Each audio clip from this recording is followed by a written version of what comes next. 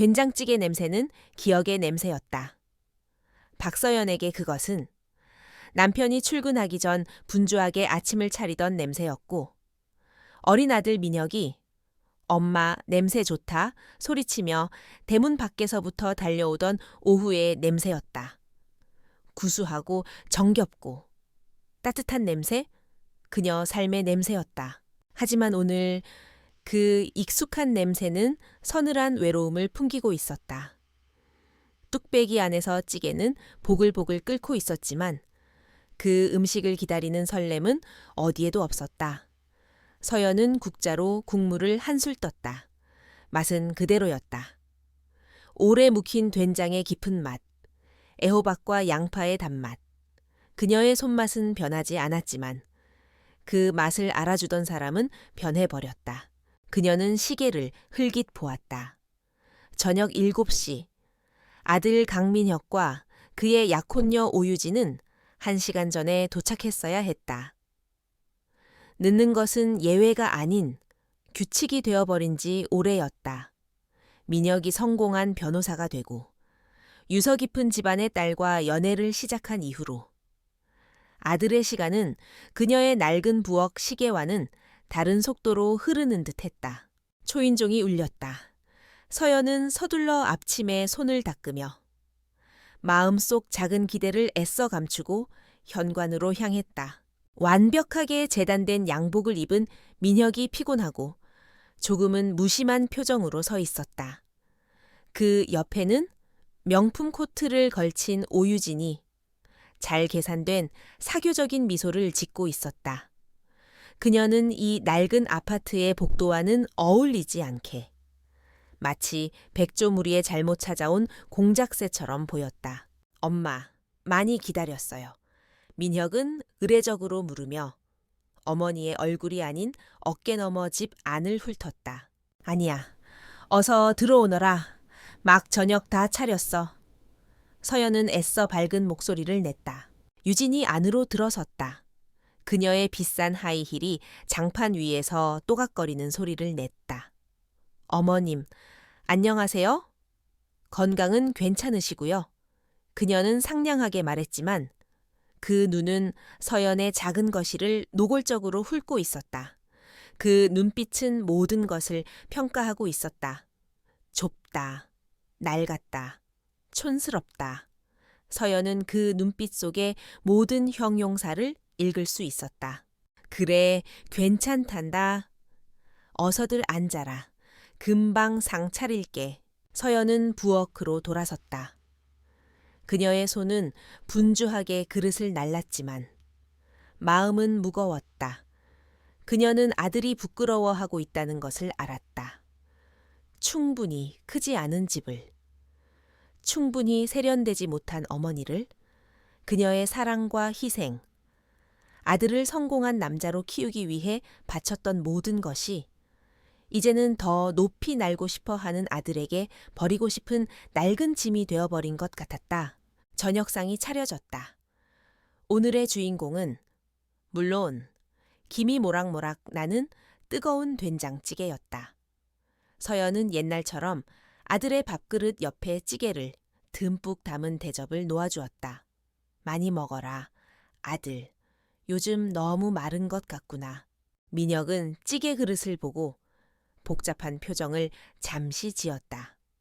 엄마, 제가 말씀드렸잖아요.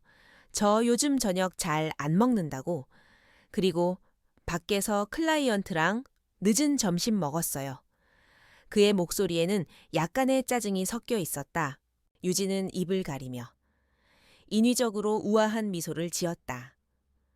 어머님, 찌개 냄새가 조금 진하네요. 제가 한식은 잘 못 먹어서요. 정중하지만 칼날처럼 날카로운 거절이었다. 서연이 온 마음을 다해 끓인 음식이 이제는 낯설고 격 낮은 취급을 받고 있었다. 얼굴이 화끈거렸지만 그녀는 애써 미소를 지었다. 아, 그랬구나. 아쉽네. 그럼 다른 반찬이라도 많이 먹으렴. 저녁 식사는 어색한 침묵 속에서 흘러갔다. 민혁과 유진은 마른 반찬 몇 가지만 깨작거렸다. 서연이 꺼내는 모든 대화 주제는 아들에 의해 끊기거나 단답형으로 돌아왔다. 그는 오직 휴대폰만 들여다보며 업무 메시지에 답장하기 바빴다. 마치 어머니와의 저녁 식사가 빨리 끝내야만 하는 귀찮은 의무인 것처럼. 식사가 끝난 후 유진은 피곤하다며 일찍 가봐야겠다고 했다. 하지만 그들이 일어서려 할 때 민혁이 갑자기 말했다. 엄마, 저희 오늘 여기서 자고 가야 할 것 같아요. 유진 씨가 와인을 좀 마셔서 운전하면 안 될 것 같고 밖에 비도 많이 오네요. 서연은 놀랐지만 이내 서둘러 고개를 끄덕였다. 그럼 당연히 그래야지. 네 방은 항상 깨끗하게 치워놨단다. 새 이불 꺼내줄게. 아들이 집에서 자고 간다. 기뻐해야 할 일이었다. 하지만 그녀는 무언가 잘못되었다고 느꼈다. 그들은 그녀의 집을 필요할 때 잠시 머물다가는 편리한 무료 숙박업소처럼 대하고 있었다. 두 사람이 방으로 들어간 후 서연은 홀로 식탁을 치웠다. 된장찌개는 거의 그대로 남아 있었다. 한때 따뜻하고 정겨웠던 그 냄새는 이제 지독한 외로움과 실망의 냄새를 풍기고 있었다. 그녀는 남은 찌개를 음식물 쓰레기통에 쏟아부었다. 진한 된장 국물이 흘러내리는 모습이 마치 그녀의 눈물처럼 보였다. 그녀는 물기 한 방울, 먼지 한 톨 없이 부엌을 깨끗하게 정리했다. 정돈과 질서는 그녀 마음속의 혼돈을 통제하는 유일한 방법이었다. 모든 것은 제자리에 있어야만 했다. 남편이 죽은 후 그녀는 그렇게 살아남았다. 아들의 냉대 속에서 그녀는 그렇게 버티고 있었다. 그날 밤 서연은 침대에 누웠지만 잠을 이룰 수 없었다. 창밖으로 비가 내리기 시작하는 소리가 들렸다. 벽시계의 째깍거리는 소리가 집안의 정적을 더욱 무겁게 만들었다.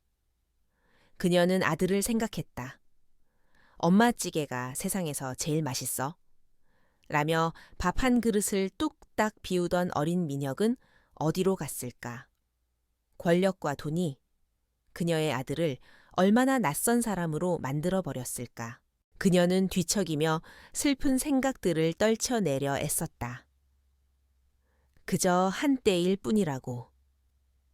민혁이 결혼하고 안정을 찾으면 다시 예전의 따뜻한 아들로 돌아올 것이라고 스스로를 위로했다.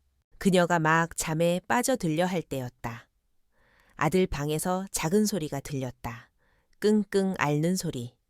마치 누군가 악몽을 꾸는 듯한 소리였다. 어머니의 마음은 그냥 무시할 수가 없었다. 아들에게 무슨 일이 있는지도 모른다. 그녀는 침대에서 가만히게 내려와 차가운 마룻바닥을 맨발로 밟으며 아들의 방문 앞으로 다가갔다. 나무 문에 귀를 바짝 댔다. 안에서 민혁이 잠꼬대하는 소리가 들려왔다. 그의 목소리는 공포와 두려움으로 가득 차 있었다. 그리고 그때 그녀는 한 문장을 들었다. 아들의 무의식 속에서 터져나온 경고의 한마디. 그녀의 인생을 영원히 바꿔놓을 그 한마디를 문틈으로 새어나오는 아들의 잠꼬대는 평범한 악몽이 아니었다. 그것은 공포에 질린 영혼의 비명이었고 이서연의 곤두선 신경을 후벼 파는 날카로운 경고음이었다. 그녀는 숨을 죽이고 어둠 속에서 아들의 목소리에 모든 감각을 집중했다. 이엄아.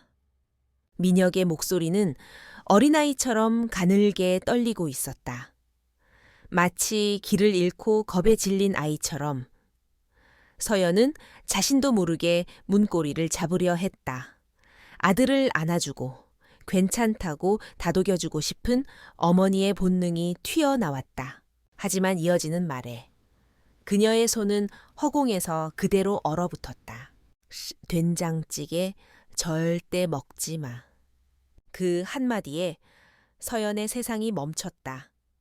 어머니의 마음이 차갑게 식어내리고 그 자리에서 수십 년간 잠들어 있던 다른 무언가가 눈을 떴다. 날카롭고 냉철하며 위험의 냄새를 본능적으로 감지하는 짐승, 국정원 현장 요원, 카산드라의 감각이었다. 제발 먹으면 안 돼, 제발. 아들의 애원은 처절했다. 그것은 단순한 잠꼬대가 아니었다. 아들의 억압된 양심이 그의 의식을 배반하고 터져나온 필사적인 외침이었다. 서연은 소리 없이 뒷걸음질쳐 자신의 방으로 돌아왔다. 그녀는 더 이상 슬픔에 잠긴 어머니가 아니었다. 그녀는 하나의 상황에 직면한 분석가였다. 상황 분석, 위협 요소 된장찌개, 구체적이고 명확하다. 위협의 종류 미확인. 하지만 아들의 공포로 미루어 보아 치명적일 가능성 높음. 위협의 주체 불명. 하지만 아들과 함께 이 집에 있는 유일한 외부인은 약혼녀 오유진, 잠정적 용의자로 설정, 동기 불명. 그녀는 침대에 눕지 않았다. 어둠 속에 앉아 밤이 지나가기를 기다렸다. 수많은 가설과 시나리오가 그녀의 머릿속에서 빠르게 시뮬레이션 되었다. 그녀의 뇌는 더 이상 평범한 주부의 뇌가 아니었다. 그것은 모든 변수를 계산하고 최악의 상황에 대비하는 고도로 훈련된 컴퓨터였다. 다음 날 아침. 밤새 내리던 비는 그쳤지만 세상은 잿빛으로 가라앉아 있었다. 서연은 평소와 다름없이 새벽에 일어나 아침 식사를 준비했다. 그녀의 얼굴에는 밤새 겪었을 고뇌의 흔적 따위는 없었다. 완벽한 포커페이스, 그것은 그녀의 오랜 생존 기술이었다. 민혁과 유진이 잠에서 깨어 부엌으로 나왔다. 민혁은 밤새 악몽에 시달린 사람처럼 얼굴이 헬쑥했고 유진은 여전히 상냥하고 완벽한 미소를 띠고 있었다. 어머님, 잠은 잘 주무셨어요? 유진이 물었다. 그럼 아주 푹 잤지. 서연은 태연하게 거짓말을 하며 토스트를 굽고 있었다. 그녀는 어젯밤의 된장찌개를 일부러 식탁 위에 그대로 놓아두었다. 미끼였다. 어머, 찌개가 아직 남았네요. 유진이 마치 처음 본 것처럼 말했다. 어제 민혁 씨가 못 먹어서 어머님 섭섭하셨죠. 제가 아침에 데워드릴게요.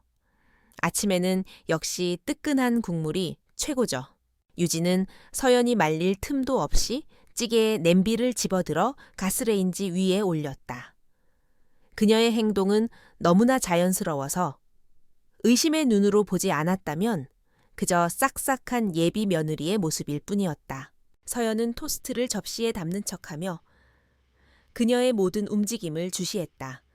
직접적인 시선이 아닌 주방의 스테인리스 냉장고 문에 비친 희미한 반사 영상을 통해서 유진은 찌개를 드며 찬장을 열어 무언가를 찾는 척했다. 그리고 서연이 잠시 등을 돌린 그 찰나의 순간 그녀는 자신의 명품 핸드백에서 아주 작은 은박 포장지 하나를 꺼냈다. 마치 일회용 인공 눈물이나 비타민 가루처럼 보이는 포장지였다. 그녀는 포장지를 뜯어 그 안에 하얀 가루를 망설임 없이 보글보글 끓고 있는 찌개 안으로 털어 넣었다. 그리고는 국자로 몇 번 휘저어 내용물이 완벽하게 섞이게 했다. 모든 행동은 1초도 차에 걸리지 않았다. 서연의 심장이 얼음장처럼 차갑게 내려앉았다. 어머님, 다 됐어요. 어서 식사하세요. 유진은 방금 전의 행동은 없었다는 듯 환한 미소로 찌개 그릇을 서연의 앞에 놓았다. 김이 모락모락 나는 된장찌개.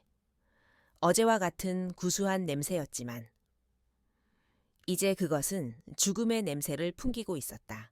민혁은 아무것도 모르는 건지 아니면 알면서도 외면하는 건지 불안한 눈으로 서연과 유진을 번갈아 볼 뿐이었다. 이제 확신을 시험할 시간이었다.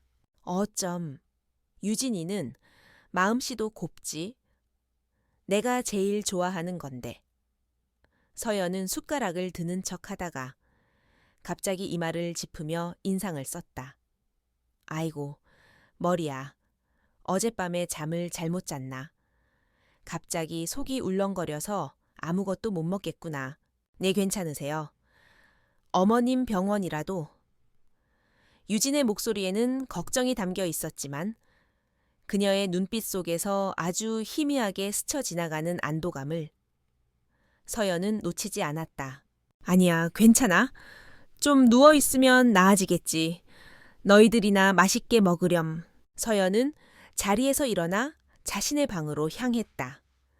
그녀는 방문을 닫고 문틈으로 거실의 상황을 살폈다. 유진은 자신이 끓인 찌개에는 손도 대지 않았다. 그녀는 민혁에게도 찌개를 권하지 않았고 두 사람은 토스트와 우유로 간단하게 아침을 때웠다. 그리고 잠시 후 서연이 보지 않는 틈을 타 유진은 찌개가 담긴 뚝배기를 통째로 음식물 쓰레기통에 쏟아부었다. 증거 인멸이었다. 모든 것이 명확해졌다. 아들의 잠꼬대는 진실이었고 눈앞에 저 상냥한 여자는 자신을 죽이려 한 살인자였다. 그들이 출근 준비를 하고 집을 나선 후 서연은 즉시 행동을 개시했다. 경찰에 신고하는 것은 무의미했다. 저렇게 흔적도 남지 않는 독이라면 부검을 해도 사인을 밝혀내기 어려울 것이다. 그녀는 스스로 증거를 찾아야만 했다. 그녀는 고무장갑을 끼고 음식물 쓰레기통을 뒤졌다. 그리고 조금 전 유진이 버린 찌개, 국물 약간을 작은 유리병에 조심스럽게 담았다. 또한 유진이 조미료 통 옆에 버린 작은 은박 포장지를 찾아냈다. 아무런 글씨도 없는, 출처를 알 수 없는 포장지였다. 그녀는 방으로 돌아와 몇 년 동안 한 번도 열어보지 않았던 낡은 여행 가방을 꺼냈다. 가방 안쪽의 비밀 공간에는 그녀의 과거가 잠들어 있었다. 위조 신분증 몇 개, 약간의 현금, 그리고 작은 화학 분석 키트, 현역 시절 비상용으로 가지고 다니던 물건들이었다. 그녀는 옷 몇 벌과 가장 필수적인 물건들만 작은 배낭에 챙겼다. 마지막으로 그녀는 집안을 한번 둘러보았다. 남편과의 추억이, 아들을 키우며 느꼈던 행복과 슬픔이 곳곳에 배어있는 공간. 이제는 배신과 죽음의 위협이 도사리는 위험한 장소가 되어버린 집. 서연은 조용히 현관으로 향했다. 문을 열고 다시 한번 뒤돌아보았다. 그리고 망설임 없이 문을 닫고 밖으로 나섰다. 평생을 바쳐 지켜온 자신의 삶으로부터 그녀는 스스로 망명했다. 이제 더 이상 그녀는 평범한 주부 박서연이 아니었다. 그녀는 진실을 쫓는 사냥개이자 거대한 음모에 맞서 싸워야 하는 유령, 카산드라로 다시 태어난 것이다. 박서연이 첫 번째 거점으로 삼은 곳은 도시 변두리의 허름한 모텔이었다. 희미한 넌사인 불빛과 정체 모를 비밀을 간직한 사람들이 뒤섞이는 곳. 방 안은 오래된 담배 냄새와 고독의 냄새로 가득했다. 하지만 서연에게 이 익명성은 최고의 위장이었다. 그녀는 쉬지 않았다. 방문이 잠기자마자 그녀는 행동을 시작했다. 배낭 속에 짐을 싣고 삐걱거리는 테이블 위에 쏟아냈다. 온까지 현금, 그리고 작은 금속 상자 하나, 상자를 열었다. 그 안에는 그녀의 과거, 즉 비상시에 대비해 간직해온 소형 화학 분석 키트가 잠들어 있었다. 모텔방은 그녀의 임시 실험실이 되었다. 그녀는 된장찌개 샘플이 담긴 유리병을 꺼냈다. 한때 사랑의 상징이었던 그 구수한 냄새는 이제 죽음의 기운을 풍기고 있었다. 그녀는 조심스럽게 찌개, 국물 일부를 페트리 접시에 따랐다. 1단계 유관 관찰, 색의 변화 없음, 특이한 침전물 없음, 독극물이 있다면 완벽하게 용해된 상태, 매우 전문적인 솜씨였다. 2단계 냄새 분석. 그녀는 조심스럽게 접시를 코에 가까이 가져갔다. 진한 된장 냄새가 다른 모든 냄새를 덮어버렸다. 범인은 서연의 식성을 노렸을 뿐만 아니라 된장찌개의 강한 향이 독의 냄새를 가려줄 완벽한 위장막이라는 사실까지 계산한 것이었다. 그녀는 얇은 고무장갑을 꼈다. 심장은 차분하고 규칙적으로 뛰고 있었다. 두려움은 사라지고 전문가의 차가운 집중력만이 남았다. 그녀는 리트머스 종이를 꺼내 찌개에 담갔다. 색의 변화 없음, pH 중성, 이로써 강산성이나 강알칼리성 독극물, 즉 가장 단순하고 발견하기 쉬운 종류의 독은 배제되었다. 그녀는 추출 과정을 시작했다. 원심 분리기도, 고급 장비도 없었다. 즉석에서 만들어야 했다. 그녀는 근처 약국으로 가 의료용 알코올, 과산화수소, 그리고 커피 필터 몇 개를 샀다. 방으로 돌아와 그녀는 조잡한 종이 크로마토그래피를 시작했다. 커피 필터의 한쪽 끝에 찌개, 샘플 한 방울을 떨어뜨리고 그 끝을 알코올에 담갔다. 모세관 현상에 따라 알코올이 서서히 종이를 타고 올라가며 찌개 속의 여러 성분들을 각기 다른 속도로 끌어올릴 터였다. 몇 시간 후 커피 필터에는 여러 개의 색띠가 나타났다. 된장의 갈색, 채소의 옅은 녹색, 기름의 노란색. 하지만 가장 위쪽, 순수한 물의 흔적만 있어야 할 곳에 빛에 비춰봐야만 겨우 보이는 거의 투명한 흔적이 남아 있었다. 정체불명의 화합물. 그녀는 조심스럽게 그 부분을 잘라냈다. 이제 그 본질을 확인할 시간이었다. 그녀는 유리 접시 위에 종이 조각을 놓고 과산화수소를 한 방울 떨어뜨렸다. 반응 없음. 쉽게 산화되는 유기화합물이 아니라는 뜻이었다. 아세트산 식초를 이용한 실험에서도 마찬가지였다. 이상했다. 대부분의 유기 독성 물질은 이런 기본적인 실험에서 화학 반응을 보이기 마련이다. 하지만 이 화합물은 무서울 정도로 안정적이었고 거의 비활성에 가까웠다. 심장이 조금씩 빠르게 뛰기 시작했다. 이것은 평범한 독이 아니었다. 이것은 설계된 물질이었다. 그녀는 이 환경에서 할 수 있는 마지막 방법을 사용했다. 조잡한 불꽃 반응 실험. 그녀는 소형 가스라이터를 이용해 종이 조각을 조심스럽게 가열했다. 대부분의 유기화합물은 검은 연기와 함께 탄소의 매캐한 냄새를 풍기며 타기 마련이다. 하지만 이 종이 조각은 기묘하게 불탔다.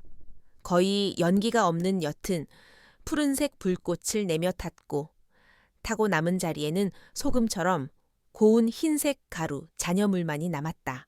그 순간 아주 오래전에 잊혔던 기억 하나가 서연의 뇌리를 스치고 지나갔다. 20여 년 전 국정원 실험실. 그녀는 한 적성국이 개발 중인 신형 화학 무기에 대한 비밀 보고서를 읽은 적이 있었다. 암호명 유령 고스트이라 불리던 독성 물질.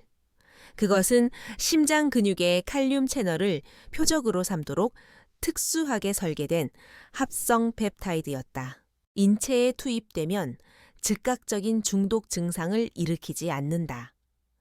천천히 심장 근육에 축적된다. 그리고 24시간에서 48시간 후 임계점에 도달하면 갑자기 칼륨 이온의 흐름을 막아 격렬한 심실세동을 일으킨다. 결과는 급작스러운 심장마비와 죽음. 유령의 가장 무서운 점은 흔적을 남기지 않는다는 것이었다. 사망을 유발한 후 펩타이드 구조는 체내 효소에 의해 무해한 아미노산으로 빠르게 분해된다. 어떤 부검으로도 자연사로 인한 심부전 외의 결론을 내릴 수 없었다. 그리고 그 보고서는 단 하나의 식별 특징을 기록하고 있었다.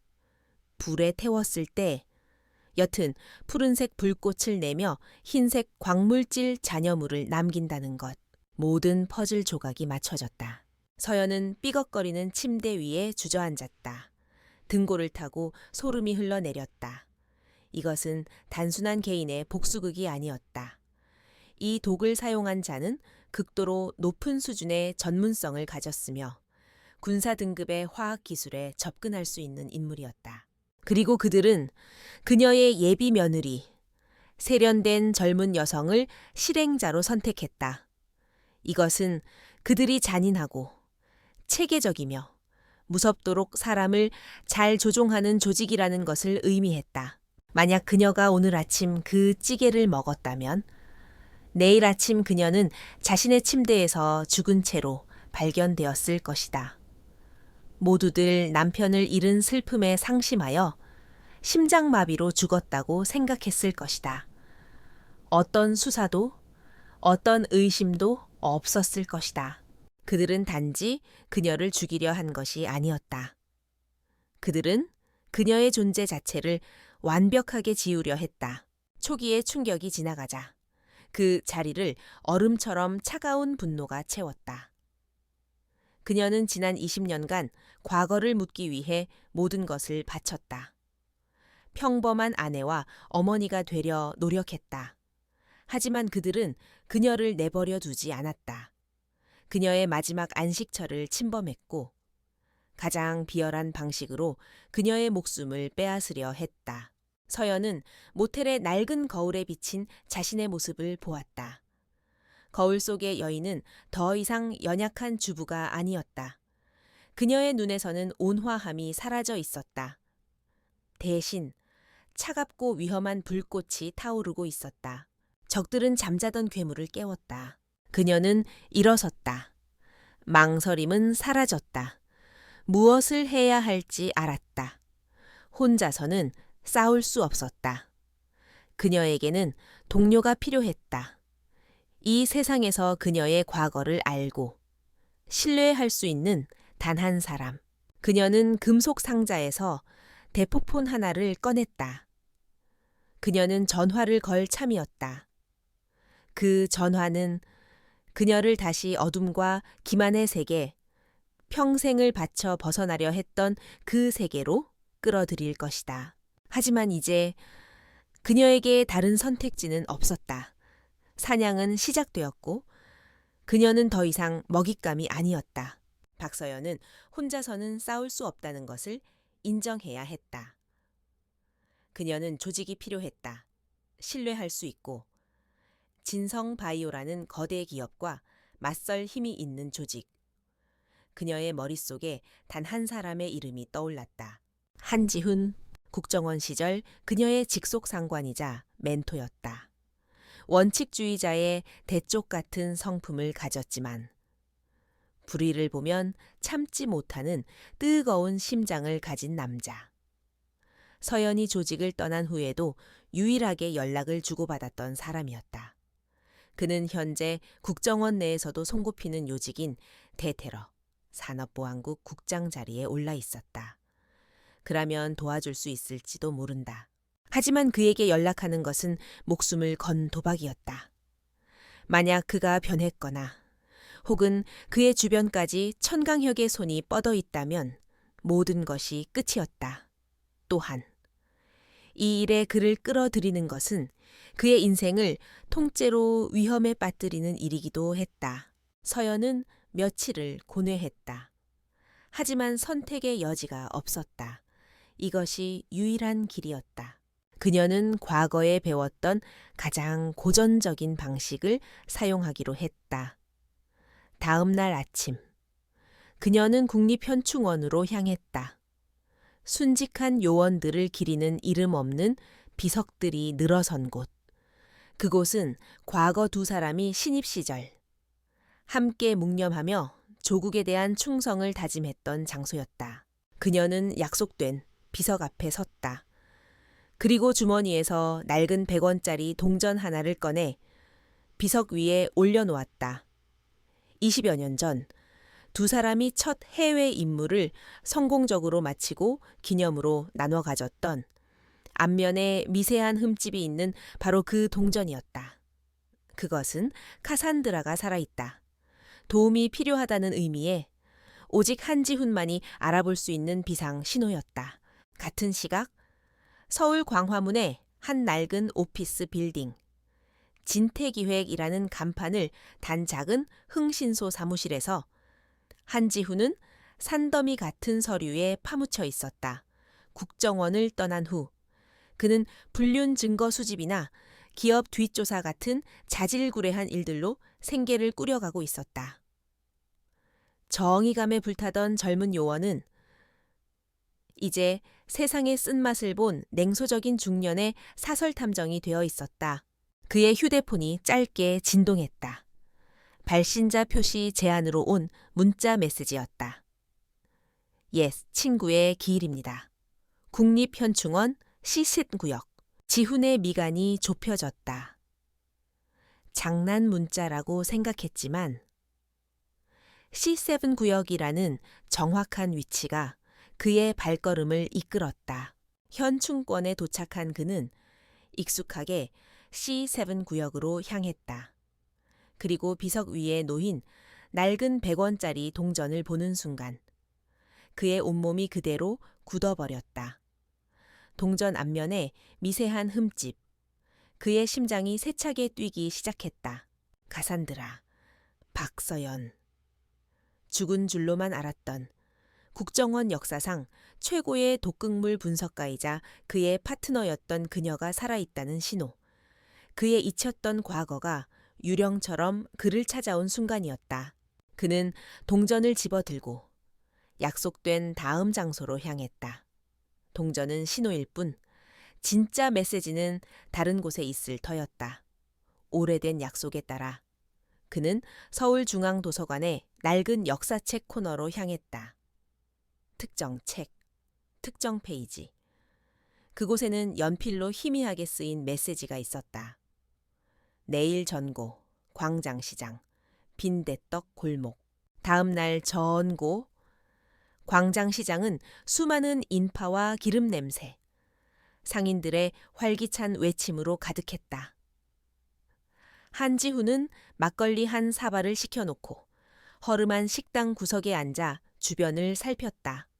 함정일 가능성을 배제할 수 없었다. 바로 그때 그의 앞에 한 여자가 앉았다.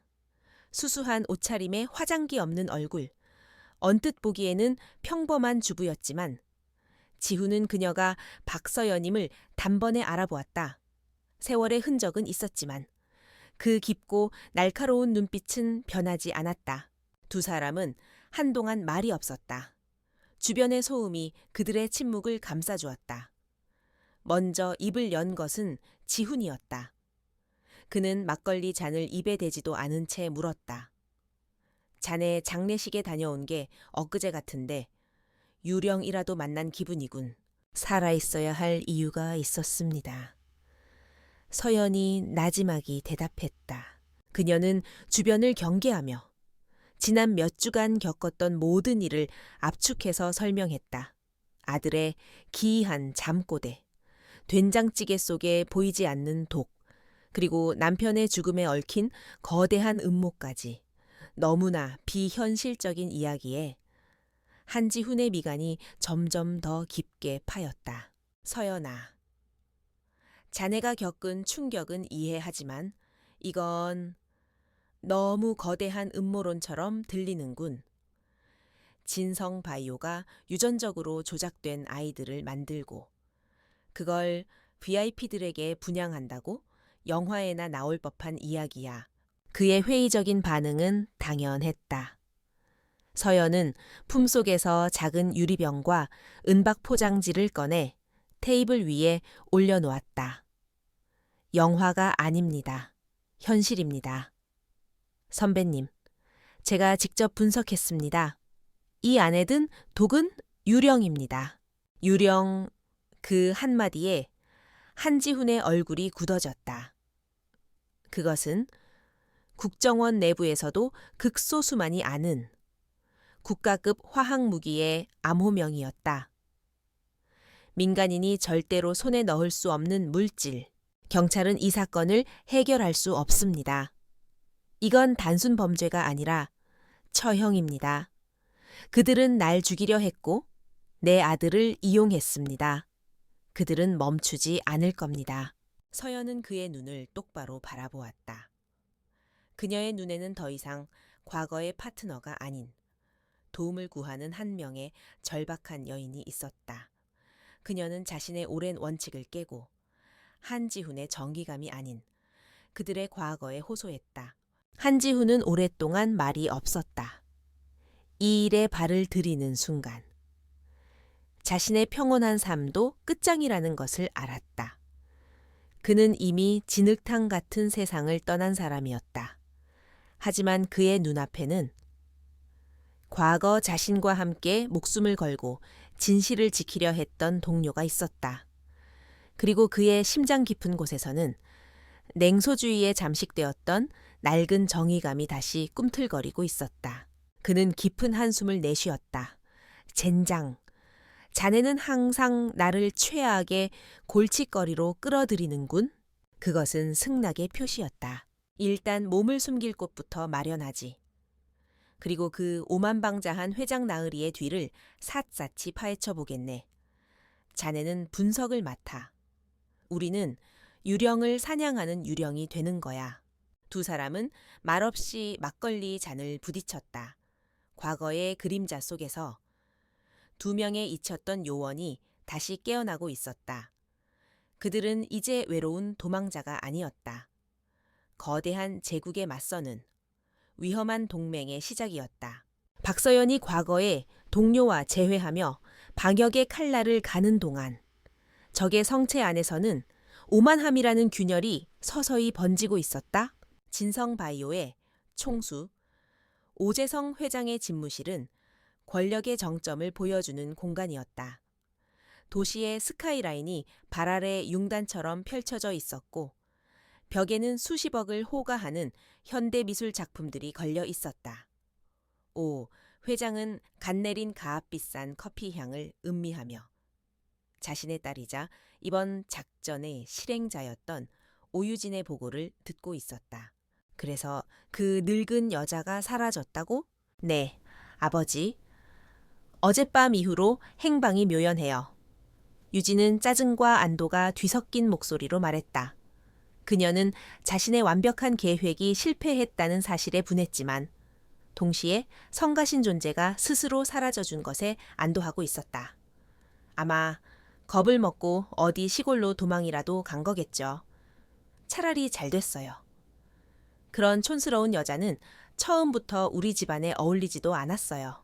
오재성 회장은 딸의 경솔함을 못마땅한 눈으로 쳐다보았다.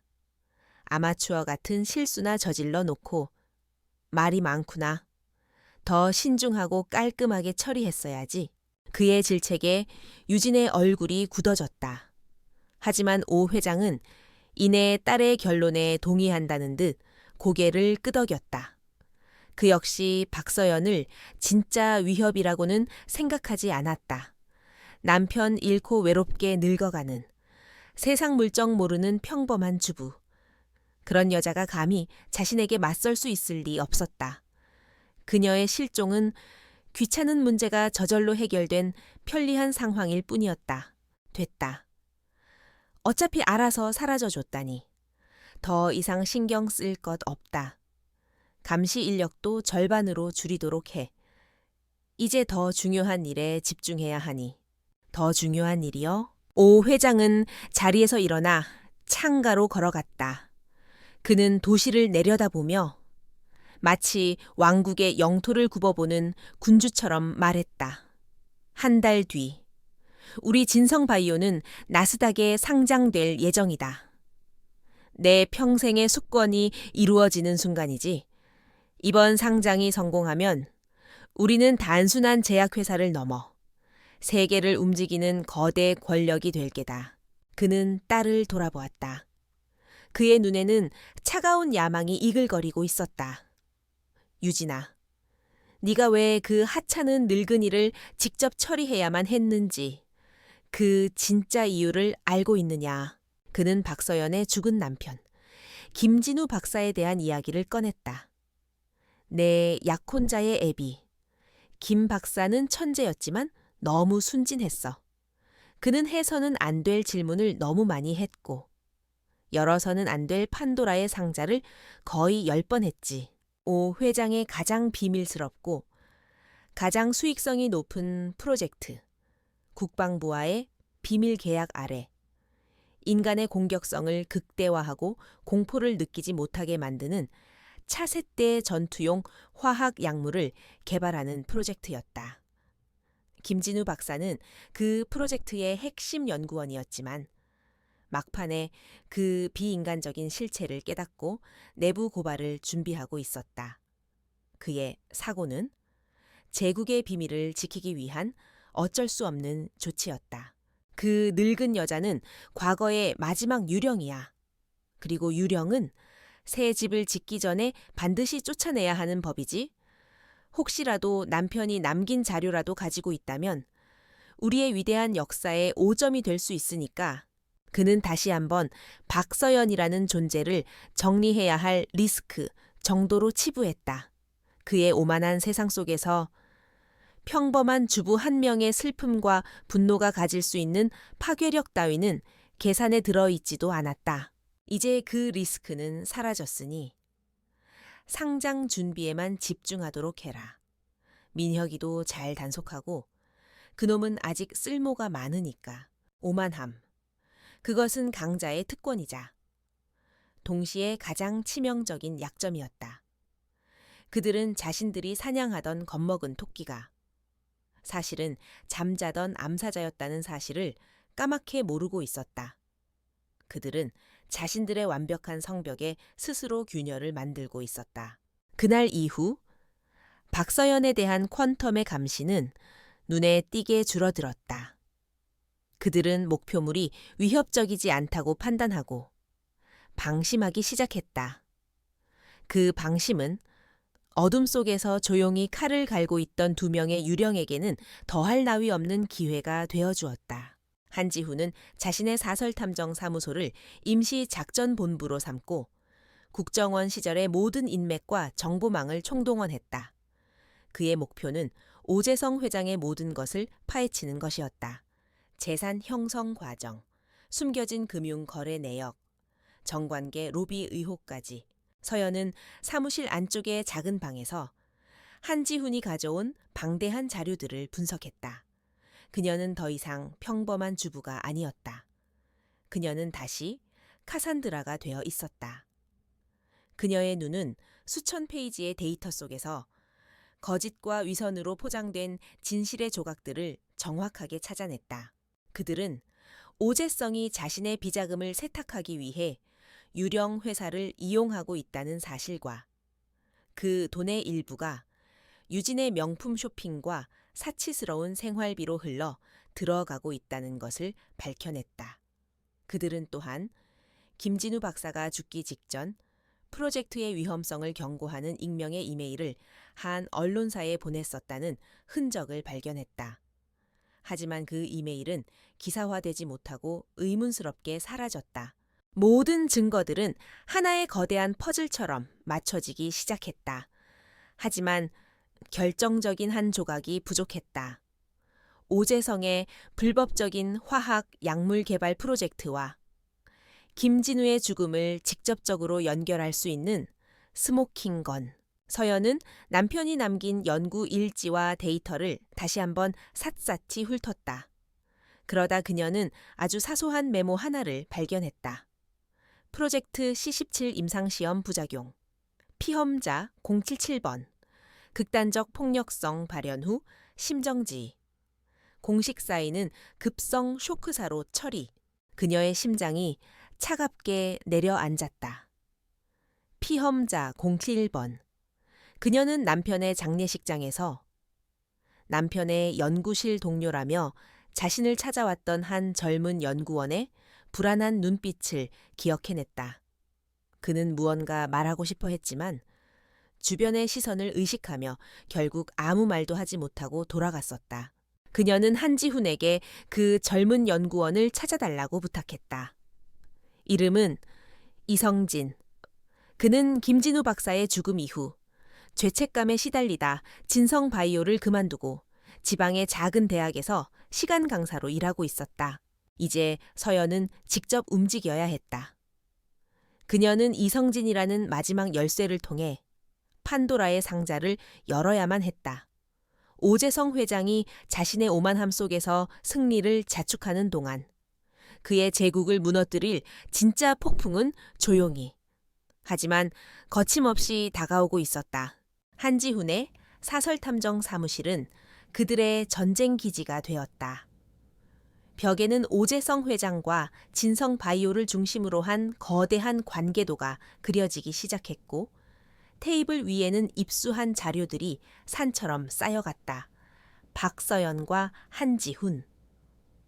두 명의 잊혔던 요원은 과거의 조각들을 맞춰나가며 거대한 음모의 실체에 다가서고 있었다.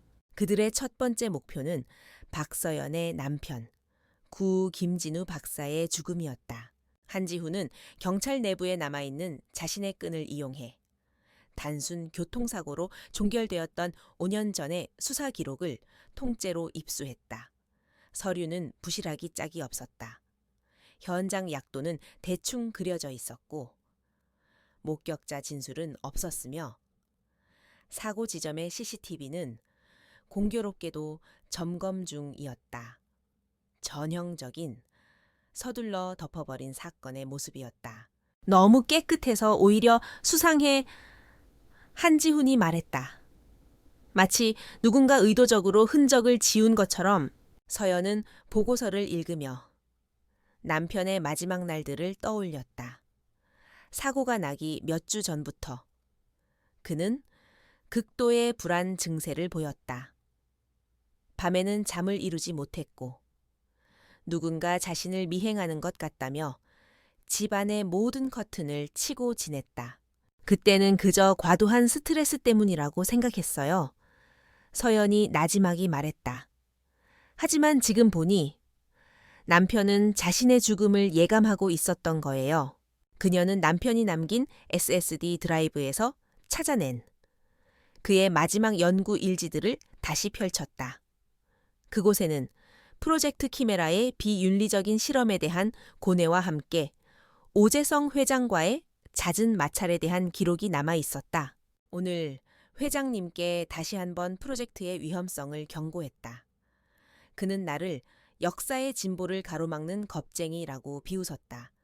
그의 눈에서 광기를 보았다. 그는 신이 되려는 남자다. 남편은 그들을 막으려 했어요. 서연의 목소리는 분노로 떨리고 있었다. 그래서 죽은 거예요. 한지훈은 조사 범위를 넓혔다.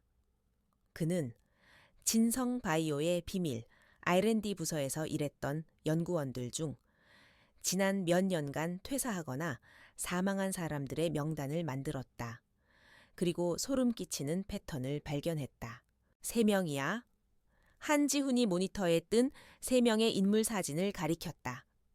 김진우 박사를 제외하고 지난 3년간 프로젝트의 핵심 부서에 있었던 연구원 3명이 모두 사고로 죽었어. 한 명은 등산 중 실족사, 한 명은 자택에서 급성 심장마비, 다른 한 명은 낚시터에서 익사, 모두 타살의 흔적이 없는 완벽한 사고사로 처리됐지. 그것은 우연이 아니었다. 비밀을 아는 자들을 체계적으로 제거해온 조용한 학살의 기록이었다. 서연은 더 이상 참을 수 없었다. 지난 몇 년간 그녀를 짓눌러 왔던 슬픔과 미스터리의 안개가 걷히고 끔찍한 진실이 민낯을 드러냈다. 남편은 사고를 당한 것이 아니었다. 그는 살해당했다. 그리고 자신을 향한 독살 시도는 그 길고 잔인한 은폐 작업의 마지막 단계였던 것이다. 그녀의 눈에서 흐르던 눈물이 멈췄다. 슬픔이 증발한 자리에 강철처럼 차갑고 단단한 분노가 자리 잡았다. 비탄에 잠긴 미망인의 마지막 조각이 불타 사라지고 복수를 맹세한 요원 카산드라가 완전히 깨어났다. 살아남은 사람이 있을 겁니다. 그녀의 목소리는 얼음처럼 차가웠다. 비밀을 알고 있지만 두려워서 숨어버린 사람, 그 사람을 찾아야 해요. 그녀는 다시 남편의 SSD 드라이브를 뒤졌다. 그리고 마침내 가장 깊숙한 곳에 암호화되어 있던 파일 하나를 발견했다. 제목은 양심. 그 안에는 남편이 남긴 마지막 음성 메모가 있었다. 이 파일을 듣고 있다면 이건 나의 유언이다. 프로젝트는 실패했다. 아니, 너무나 끔찍하게 성공해버렸다. 만약 내게 무슨 일이 생긴다면 이성진 박사를 찾아라. 그는 양심을 지키려 했던 마지막 과학자다. 그가 모든 것을 알고 있다. 이성진. 서연은 그 이름을 기억했다. 남편의 장례식장에서 불안한 눈으로 그녀의 주변을 맴돌다 결국 아무 말도 하지 못하고 사라졌던 젊은 연구원. 그녀는 남편의 일지에서 그의 이름을 다시 확인했다. 프로젝트 C17, 임상시험 부작용, 피험자 077번, 극단적 폭력성 발현 후 심정지, 공식 사인은 급성 쇼크사로 처리. 그리고 그 보고서 밑에 이성진 박사가 프로젝트의 윤리적 문제점을 제기하며 제출했던 공식 이의제기 서류가 첨부되어 있었다. 그를 찾아요. 서연이 한지훈에게 말했다. 그가 모든 것을 증명해줄 마지막 열쇠예요. 이성진을 찾는 것은 어렵지 않았다. 그는 진성바이오를 그만둔 후 모든 연을 끊고 지방의 작은 사립대학에서 시간 강사로 일하며 숨어 지내고 있었다. 세상으로부터, 그리고 자신의 과거로부터 필사적으로 도망치고 있는 모습이었다. 한지훈은 컴퓨터 화면에 뜬 이성진의 사진을 바라보았다. 사진 속 그는 겁에 질린 눈을 하고 있었다. 이 친구를 설득하는 건 쉽지 않을 걸세. 그는 지금 진실을 말하는 것이 곧 죽음이라는 걸 누구보다 잘 알고 있을 테니 그렇다면 그에게 선택지를 줘야죠. 서연이 말했다. 이대로 평생 공포 속에서 숨어 살 것인가? 아니면 우리와 함께 싸워서 진짜 자유를 찾을 것인가? 그들의 전략은 정해졌다. 그들은 이제 오제성이라는 거대한 성벽을 정면으로 공격하는 것이 아니라 성벽의 가장 약한 돌멩이 하나를 빼내는 작업에 집중할 것이다. 이성진이라는 이름의 돌멩이. 그 돌멩이 하나가 거대한 제국 전체를 무너뜨릴 수도 있었다. 이성진 박사라는 마지막 열쇠를 찾아냈지만 박서연은 행동에 나서기 전 반드시 확인해야 할 것이 있었다. 바로 아들, 강민혁의 역할이었다. 그는 이 거대한 사기극의 희생양인가? 아니면 기꺼이 동참한 공범인가? 그녀의 복수는 그 대답에 따라 방향이 달라져야만 했다. 그 아이의 진짜 모습을 알아야 합니다. 서연이 한지훈의 사무실. 이제는 그들의 작전실이 된 곳에서 말했다.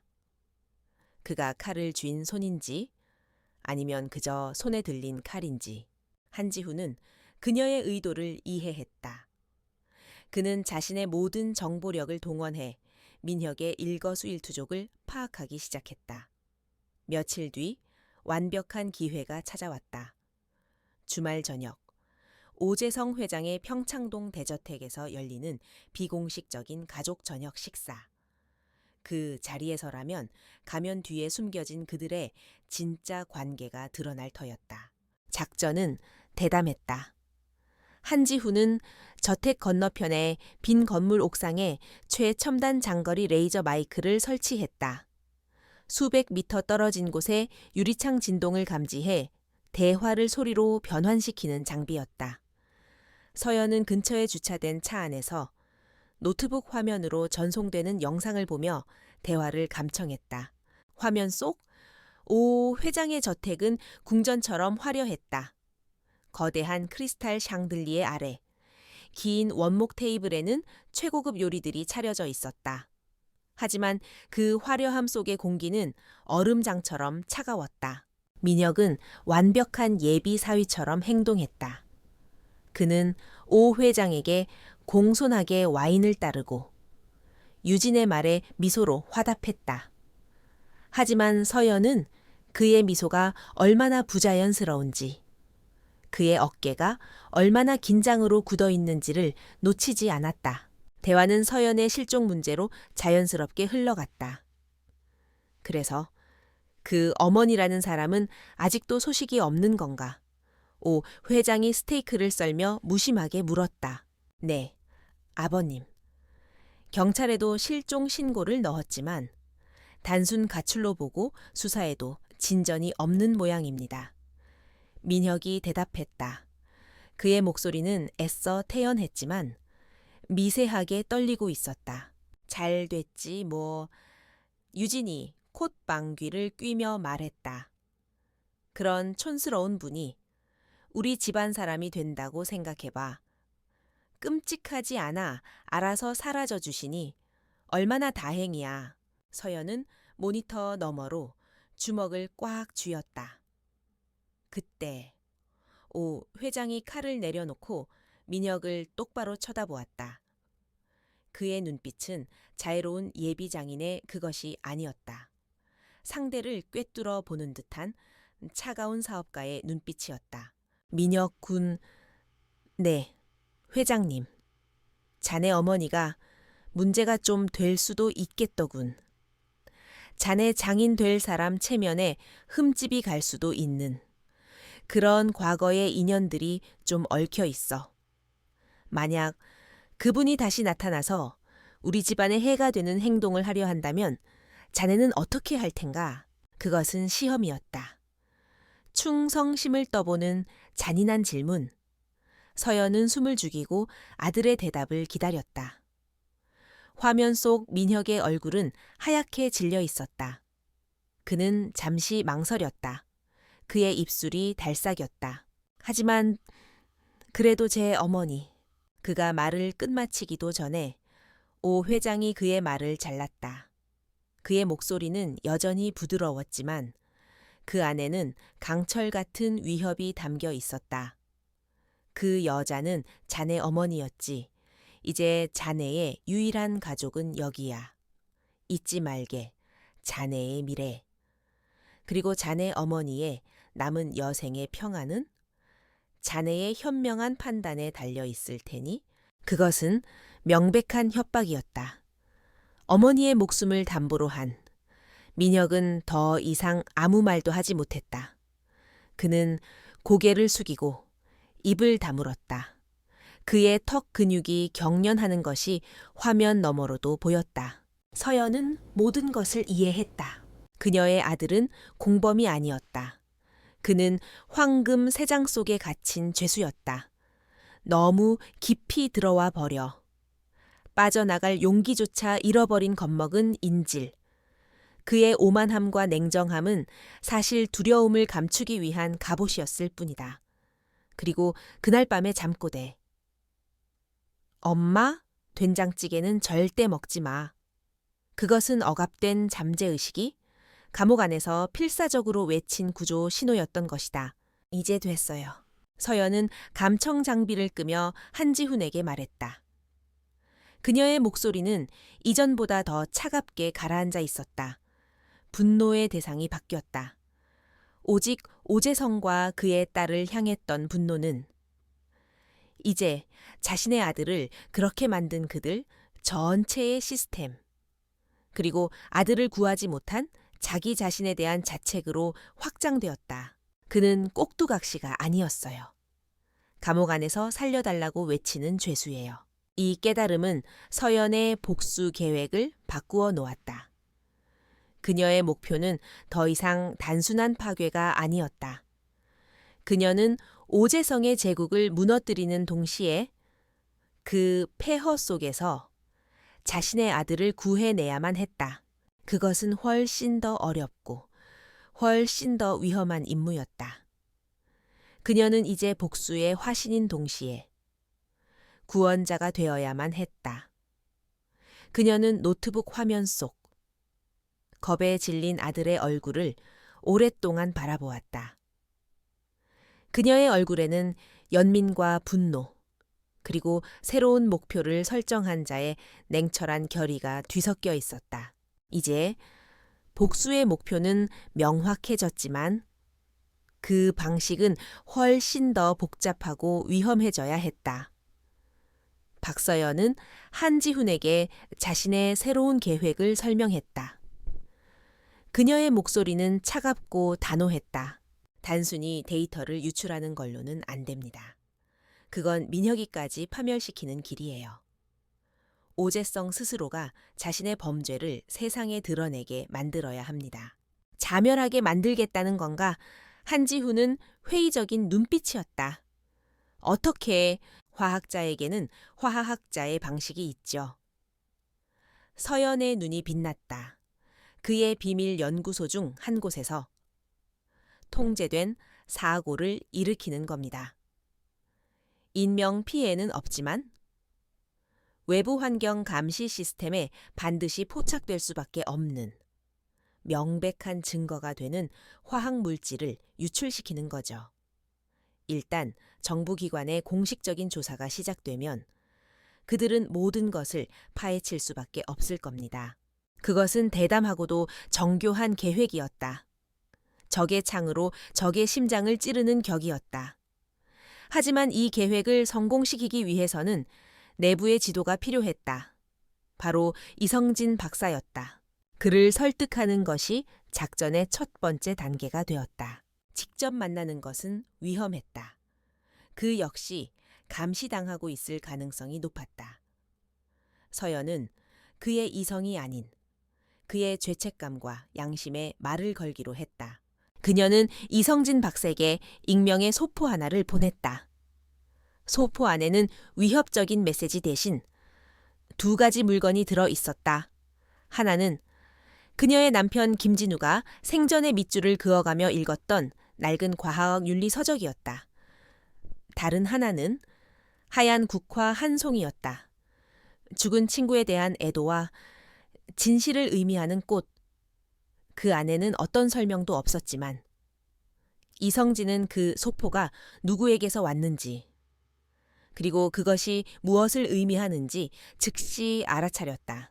그날 밤 지방대학의 작은 연구실에서 이성진은 잠을 이루지 못했다. 소포는 그의 책상 위에 놓여 있었다. 그는 지난 5년간 매일 밤 악몽에 시달렸다. 존경했던 선배이자 유일한 친구였던 김진우의 마지막 모습. 그리고 자신이 침묵의 대가로 얻은 이 비겁한 안락함. 소포는 그에게 묻고 있었다. 이대로 평생 죄책감 속에서 숨어 살 것인가? 아니면 죽은 친구를 위해 단 한 번이라도 용기를 낼 것인가? 며칠 뒤 한지훈이 감시하고 있던 이성진 박사의 대학교 연구실 창가에 약속된 신호가 나타났다. 작은 선인장 화분. 당신을 믿고 기다리겠다는 의미의 과거 김진우와 그만이 알던 신호였다. 그는 돕기로 결심한 것이다. 그날 밤 이성진은 보안 채널을 통해 그들이 알아야 할 모든 것을 보내왔다. 그 정보는 충격적이었다. 오재성의 비밀연구소는 총 3곳이었고 그중 가장 핵심적인 불법 약물을 생산하는 곳은 파주에 위치한 위장된 공장이라는 사실. 그는 연구소의 전체 설계도, 보안 시스템 프로토콜, 그리고 가장 결정적으로 그곳에서 사용하는 화학물질의 목록과 폐기 절차를 넘겨주었다. 서연은 그 자료들을 밤새도록 분석했다. 그녀의 눈이 한 특정 화학물질의 이름에 멈췄다. P22, 프로젝트 키메라의 핵심 물질을 합성하는 데 사용되는 전구체였다. 이 물질 자체는 유해하지 않았지만 특정 촉매제와 반응하면 무해하지만 지독한 냄새를 풍기고 대기 중에서 쉽게 검출되는 희귀한 형광성 기체를 발생시키는 특성이 있었다. 그리고 그 촉매제는 놀랍게도 일반적인 산업용 세척제에 포함된 성분이었다. 계획이 완성되었다. 그들은 연구소에 직접 폭탄을 설치할 필요가 없었다. 그저 세척제 한 통을 연구소의 화학 폐기물 처리 시스템에 정확한 시간에 정확한 양만큼 투입하기만 하면 되었다.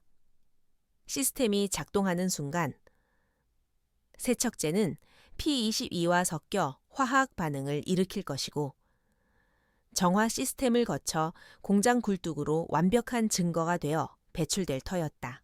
작전의 날은 미래재단 갈라 행사가 열리는 바로 그날 밤으로 정해졌다.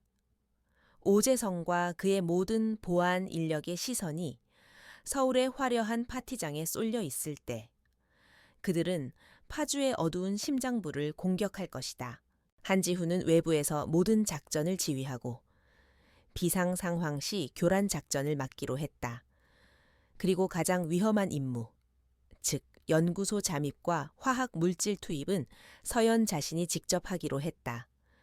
그 공장의 보안 시스템과 화학 처리 과정을 이해하고 만약의 사태에 대처할 수 있는 사람은 그녀뿐이었다. 작전 전날 밤 서연은 한지훈이 마련해준 위조 신분증과 파주 공장 인근의 작은 모텔방 키를 건네받았다. 정말 자네가 직접 가야겠나? 한지훈이 걱정스러운 눈으로 물었다. 내가 아는 최고의 요원들을 붙여줄 수 있네. 이건 힘으로 해결할 수 있는 일이 아니에요. 서연이 단호하게 말했다. 이건 제 남편과 아들을 위한 저의 마지막 인사예요. 제 손으로 끝내야만 합니다. 그녀의 눈에는 두려움이 없었다. 슬픔에 잠긴 미망인도, 복수에 불타는 요원도 아니었다. 자신의 모든 것을 걸고 마지막 임무를 수행하려는 한 인간의 비장한 결의만이 존재할 뿐이었다. 그녀는 파주로 향하는 마지막 버스에 몸을 실었다. 창밖으로 서울의 화려한 불빛이 멀어져 갔다. 조용한 방역의 서막은 끝났다. 이제 남은 것은 괴물의 심장부에서 벌어질 거대한 폭발뿐이었다. 심판의 날, 서울의 심장부. 미래 아트센터는 지상에 내려온 별들의 축제처럼 찬란한 빛으로 가득했다. 국제 미래 리더 갈라의 밤. 세계 각국의 거물들이 최고급 샴페인 잔을 부딪히며 인류의 미래를 논하고 있었다. 그 화려함의 정점에는 이 모든 것을 창조한 신, 청항혁 회장이 만족스러운 미소로 좌중을 압도하고 있었다. 아무도 몰랐다. 이 완벽하게 조율된 교향곡의 마지막 악장은 파멸의 협주곡이 될 것이라는 사실을. 같은 시각, 서울에서 수십 킬로미터 떨어진 파주의 어두운 공업단지. 박서연은 비에 젖은 어둠 속에서 유령처럼 움직이고 있었다. 그녀의 목표는 진성바이오에 위장된 비밀연구소. 그곳의 심장부였다. 귀에 꽂힌 소형 통신기로 한지훈의 목소리가 낮게 흘러나왔다. CCTV 사각지대. 지금부터 30초. 움직여. 서연의 몸이 담장을 넘어 소리 없이 착지했다. 그녀는 건물의 구조와 경비 동선을 완벽하게 외우고 있었다. 이성진 박사가 목숨을 걸고 넘겨준 정보였다. 그녀의 목표는 연구소 건물이 아니라 그 옆에 연결된 화학 폐기물 처리 시설이었다. 그녀는 환풍구를 통해 시설 내부로 잠입했다. 내부 공기는 역한 화학 약품 냄새로 가득했다. 그녀는 소형 산소호흡기에 의지한 채 복잡한 파이프라인과 밸브들 사이를 고양이처럼 민첩하게 움직였다. 마침내 그녀는 목표 지점 P22 전구체에 폐기물이 모이는 중앙 처리 탱크 앞에 도착했다. 이제 이 안에 그녀가 준비해온 촉매제를 투입하기만 하면 모든 것은 끝이었다. 그녀가 가방에서 촉매제가 담긴 작은 병을 꺼내려는 순간이었다. 서연아, 멈춰. 차량 한 대가 연구소 정문으로 접근 중이다. 한지훈의 다급한 목소리, 서연의 심장이 차갑게 내려앉았다. 이 시간에 이곳에 올 사람은 없었다. 함정인가 그녀는 재빨리 거대한 기계 설비 뒤로 몸을 숨겼다. 잠시 후 처리시설의 육중한 철문이 열리며 한 남자가 들어섰다. 강민혁이었다. 그는 불안한 눈으로 주변을 살피고 있었다. 오재성 회장이 보낸 것이 분명했다. 마지막 순간에 무언가 낌새를 채고 가장 믿을 수 있는 장기말인 글을 보낸 것이다.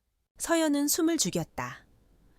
이성을 잃고 덤벼들고 싶은 충동을 필사적으로 억눌렀다. 지금 그녀의 눈앞에 있는 것은 아들을 흉내내는 괴물일 뿐이라고 스스로에게 되뇌었다. 민혁은 시설 내부를 천천히 순찰하기 시작했다. 그의 움직임은 어색하고 불안해 보였다. 그는 살인자가 아니었다. 그저 주인의 명령에 복종하는 개일 뿐이었다. 그가 서연이 숨어있는 설비 바로 앞을 지나가려던 순간 서연은 결심했다. 그녀는 어둠 속에서 모습을 드러냈다. 민혁아. 그녀의 목소리에 민혁은 총이라도 맞은 것처럼 그 자리에 얼어붙었다. 그는 천천히 돌아섰다. 그의 얼굴은 공포와 불신으로 하얗게 질려 있었다. 엄마, 여긴 왜 온 거니? 서연의 목소리는 차갑고 조용했지만 그 안에는 거부할 수 없는 무게가 실려 있었다. 회장님께서 시설에 문제가 생긴 것 같다고 확인해 보라고 하셔서 그는 어린아이처럼 변명했다. 문제가 생긴 게 아니라 이제야 모든 것이 바로잡히려는 참이었지. 서연은 그에게 천천히 다가갔다. 그녀의 손에는 아무런 무기도 없었지만 민혁은 공포에 질려 뒷걸음질 쳤다. 오지 마세요. 제발. 내가 두려운 거니 아니면 네 안의 진실이 드러나는 것이 두려운 거니. 서연의 목소리는 칼날처럼 날카로웠다. 오재성은 내 남편을 죽였다. 내게 아버지나 다름없었던 사람을. 그리고 이제는 더러운 일을 시키려고 너를 이곳에 보냈지. 넌 평생 살인자에게로 살 셈이냐? 아니야. 난 아무것도 몰라. 민혁은 머리를 감싸쥐며 주저앉았다.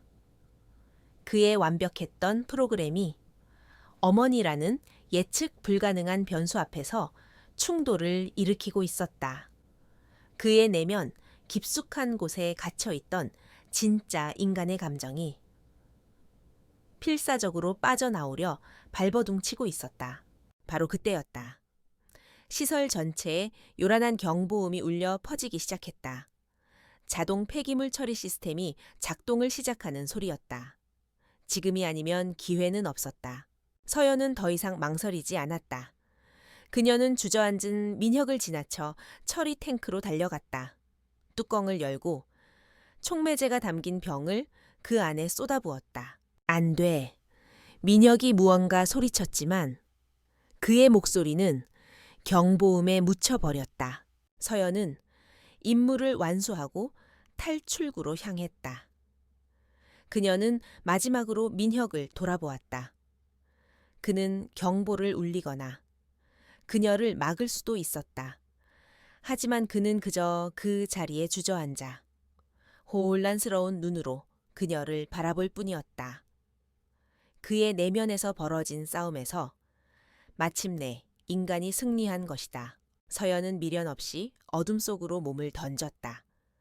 그녀가 시설을 빠져나와 한지훈의 차에 올라타는 순간 연구소의 거대한 굴뚝에서부터 기이한 현상이 시작되었다.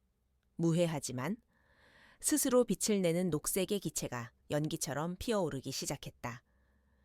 그것은 밤하늘 아래 거대한 괴물이 마지막 숨을 내뱉는 것처럼 보였다. 그 빛은 수 킬로미터 밖에서도 선명하게 보일 터였다. 완벽한 신호탄이었다. 같은 시각 서울의 미래 아트센터. 오재성 회장은 무대 위에서 자신의 위대한 업적에 대한 연설을 마무리하고 있었다. 하객들의 우레와 같은 박수 소리가 터져 나왔다. 그는 만족스러운 미소로 화답했다. 바로 그때 그의 비서가 창백한 얼굴로 무대 위로 뛰어 올라와 그의 귓가에 속삭였다. 회장님, 큰일 났습니다.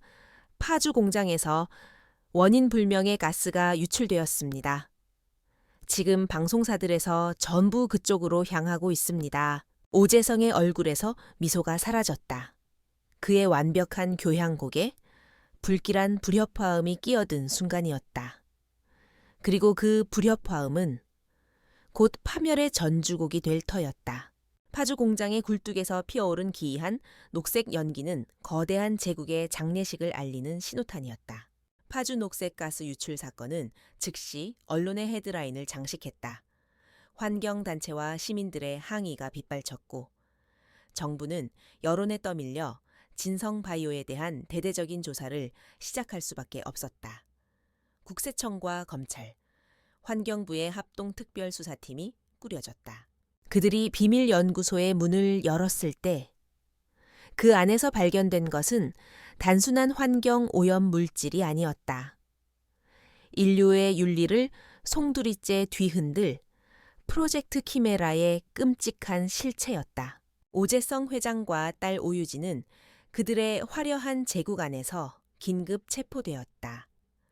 평생을 군림해온 제왕과 공주는 카메라 플래시 세례 속에서 가장 초라한 모습으로 종말을 맞았다. 수사 과정에서 그들의 검은 돈을 받고 진실을 덮어주었던 수많은 정관계 인사들과 경찰 고위 간부들이 줄줄이 구속되었다. 거대한 권력이라는 이름의 댐이 무너지자 그 안에 갇혀있던 썩은 물들이 본물처럼 터져 나온 것이었다. 강민혁은 현장에서 발견되어 조사를 받았다. 그는 처음에는 넋이 나간 사람처럼 아무 말도 하지 못했다. 하지만 이어진 심리 상담과 수사 과정에서 그는 자신이 겪었던 모든 일, 즉 오재성 일가의 협박과 감시, 그리고 어머니를 향한 죄책감을 모두 털어놓았다. 그의 자백과 그가 프로젝트 키메라의 희생양이라는 점이 참작되어 그는 살인 방조 혐의 대신 범죄 은닉에 대한 가벼운 형을 받고 심리치료시설로 보내졌다. 세상이 격변하는 동안 박서연은 조용한 곳에 머물렀다. 그녀는 한지훈을 통해 수사에 필요한 모든 증거를 익명으로 제출했다. 그녀의 이름은 세상에 알려지지 않았다. 그녀는 영웅이 되기를 원치 않았다. 그저 모든 것이 제자리로 돌아가기를 바랐을 뿐이다. 모든 것이 끝나고 계절이 몇 번 바뀌었다. 서연은 아들과 남편이 잠든 추모 공원을 찾았다. 나란히 놓인 두 개의 작은 비석 앞에 서자 2년간 애써 억눌러 왔던 눈물이 비로소 흘러내렸다. 비밀과 거짓의 무게 없이 온전한 슬픔으로 그들을 애도하는 것은 처음이었다. 여보, 민혁아, 이제 편히 쉬어요. 당신들이 지키려 했던 세상, 나쁜 사람들이 벌받는 세상, 내가 만들진 못했지만 적어도 당신들을 이렇게 만든 사람들은 죗값을 치르게 됐어요. 서연은 비석을 어루만지며 속삭였다. 그녀와 함께 그곳을 찾은 시어머니 박순애 여사는 말없이 며느리의 어깨를 감싸 안았다. 두 사람은 더 이상 시어머니와 며느리가 아닌 같은 상처를 공유하고 서로를 보듬는 동지이자 가족이었다. 몇 주 뒤 한지훈이 그들이 머무는 작은 바닷가 마을을 찾아왔다. 그는 천강혁과 관련자들에 대한 재판이 시작되었음을 알렸다. 그리고 조심스럽게 본론을 꺼냈다. 키메라 아이들에 대한 문제입니다. 현재 발견된 아이들은 총 12명입니다. 모두 국정원 산하의 특별보호시설에 격리되어 있습니다. 이 아이들을 어떻게 해야 할지 정부 내에서도 의견이 분분합니다. 잠재적 위험 요소로 보고 영구 격리해야 한다는 의견도 있고요. 서연의 가슴이 무겁게 내려앉았다. 그 아이들 역시 이 비극의 가장 큰 희생자들이었다. 한지훈은 잠시 망설이다가 말을 이었다. 그리고 샘플 M이 계속해서 자네를 찾고 있네. 심리분석관의 보고에 따르면 그 아이의 프로그램에 심각한 오류가 발생한 것 같다고 하더군. 갈래서의 그 사건 이후로 아이는 처음으로 혼란과 정체성에 대한 질문을 보이기 시작했네. 그리고 그 해답을 자네에게서 찾으려는 것 같아. 서연은 고개를 저었다. 전 그 아이를 볼 수 없어요. 그 아이의 얼굴을 보면 내 진짜 아들 생각에 미쳐버릴 것 같아요. 그날 밤 서연은 잠 못 이루고 홀로 밤바다를 걸었다. 증오는 복수로 끝났지만 마음속의 상처는 여전히 그대로였다. 민혁이, 아니 샘플 M은 그녀에게 살아있는 악몽이었다. 그때 박 여사가 그녀에게 다가와 겉옷을 덮어주었다. 서연아. 박 여사는 서연의 손을 잡으며 말했다. 그 아이는 네 핏줄을 이은 아들은 아니지. 하지만 네 남편이 남긴 비극의 아들이기도 하단다. 그 아이를 만든 것도, 그 아이를 이용한 것도 모두 어른들의 죄악이야. 어쩌면 그 죄 많은 어른들 속에서 그 아이를 구원해 주는 것이 진우의 마지막을 진정으로 기리는 일이 아닐까. 시어머니의 말은 서연의 마음속 가장 깊은 곳을 울렸다. 복수는 끝났지만 구원은 아직 시작되지 않았다. 다음 날 서연은 한지훈을 따라 특별보호시설로 향했다. 두꺼운 특수유리 너머로 방 안에 홀로 앉아있는 아이의 모습이 보였다.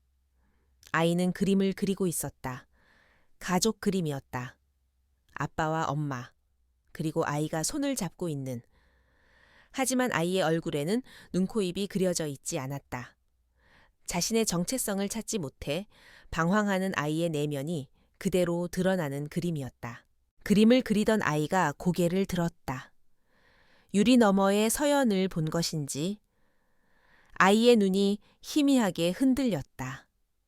그 순간 서연은 아이의 눈에서 기계의 냉철함이 아닌 길 잃은 아이의 외로움과 두려움을 보았다. 서연은 결심했다.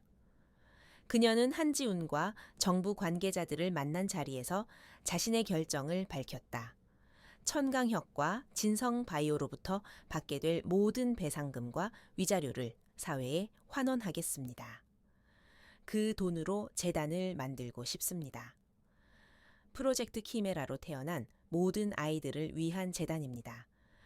그 아이들에게 코드가 아닌 진짜 이름을 찾아주고 세상과 더불어 살아가는 법을 가르치고 싶습니다. 그것이 제 남편과 아들이 진정으로 원했을 일이라고 믿습니다. 그녀의 결정은 모두를 놀라게 했다. 개인의 복수를 넘어 더 큰 차원의 용서와 구원을 선택한 것이었다. 1년 뒤 강원도의 한적한 숲속 진우와 민준의 새희망센터라는 작은 현판이 걸린 건물이 햇살 아래 고즈넉하게 서 있었다. 그곳의 정원에서는 아이들이 함께 어울려 웃고 떠들고 있었다. 그들 중에는 한때 샘플 M이라고 불렸던 아이도 있었다. 아이는 이제 강하늘이라는 새로운 이름을 가지고 있었다. 하늘이는 다른 친구들과 함께 꽃에 물을 주며 서툴지만 진심 어린 미소를 짓고 있었다. 서연은 박순애 여사와 함께 그 모습을 멀리서 지켜보고 있었다. 그녀의 얼굴에는 더 이상 과거의 고통과 증오의 그림자가 없었다. 모든 것을 앗아간 폭풍이 지나간 자리에 그녀는 잿더미 위에서 새로운 희망의 씨앗을 심고 가꾸고 있었다. 기나긴 밤이 끝나고 마침내 그녀의 세상에도 새로운 새벽이 밝아오고 있었다. 평화롭고 조용하며 아주 단단한 새벽이었다.